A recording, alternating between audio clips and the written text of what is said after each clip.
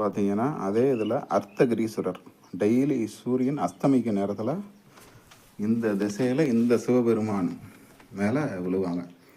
இது வந்து பார்த்திங்கன்னா அப்பாவும் மகனும் கட்டின கோயில். உதயகிரீஸ்வரர் வந்து தந்தையாரும், அர்த்தகிரீஸ்வரர் வந்து மகனும் கட்டினது. இது என்ன விஷயம்னா, ரெண்டு கோயிலும் உருவாக்கி முடிக்கிற வரைக்கும் தந்தைக்கு இந்த கோயில் உருவாகிற வரைக்கும் அந்த சிற்பியோட தந்தைக்கு தெரியாது. அங்கே அடிக்கும்போது இங்கேயும் கரெக்டாக அடித்து அந்த கோயில் உருவாக்கியிருக்கிறார். இதுக்கு பேர் அர்த்தகிரீஸ்வரர். அதாவது சூரியன் ஜாதகத்தில் மறைஞ்சிருந்துச்சு, 6-8 தசாபுத்தி நடக்குது, சூரிய தசை அப்படி நடக்குதுன்னா இந்த கோயில் வந்து ரொம்ப சிறப்பு. நன்றி, வாழ்க வளமுடன். இதுக்கு நேராக அந்த பக்கம் ஒரு சிவன் கோயில் இருக்குது, திருவண்ணாமலை மாதிரி அஷ்டலிங்கம். இப்போ நாங்கள் 3வது லிங்கம் தாண்டிட்டோம். இது குடவரை கோயிலில் நீலகண்ட ஈஸ்வரர். இது ஒரு 2500 ஆண்டுகளுக்கு பழமையான கோயில். சுற்றி குவாரி தான், இதெல்லாம் என் தோன்றதில்ல.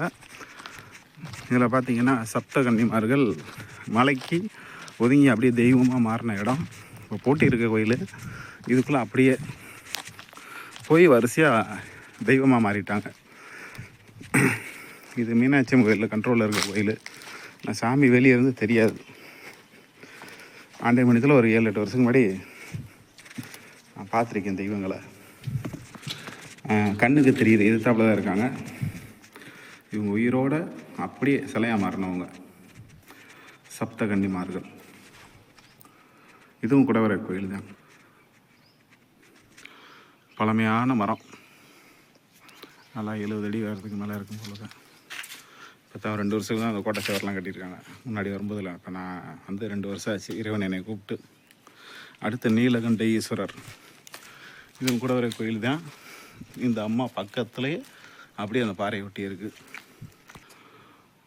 நந்தியம்பெருமான், சூரியன், சந்திரன், பைரவர் எல்லாருமே உள்ளே இருக்காங்க.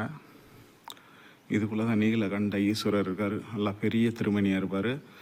உள்ளே விளக்கு எரியுது. நான் இவ்வளோ நாள் வந்ததில் இன்றைக்கி தான் விளக்கு எரிகிறத பார்க்குறேன். இப்போ அந்த பகுதிக்கு போனால் சுவாமியை பார்க்கலாம். அந்த பகுதி தான் அர்த்தகிரீஸ்வரர். இப்படியே சுற்றி பாதை இருக்குது. எங்களை சுற்றி இங்கே வந்திருக்கோம். இதெல்லாம் குவாரியை தோண்டின இடம் தான். பள்ளமாக தண்ணியாக கிடக்கு, சரியான பள்ளம். நீச்சல் தெரியாதவங்க உள்ளே போகக்கூடாது.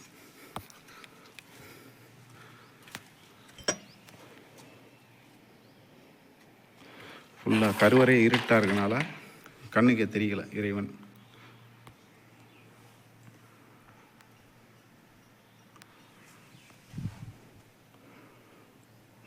கூர்ந்து கவனிச்சா கரெக்டாக அந்த நெத்தி தெரியுது.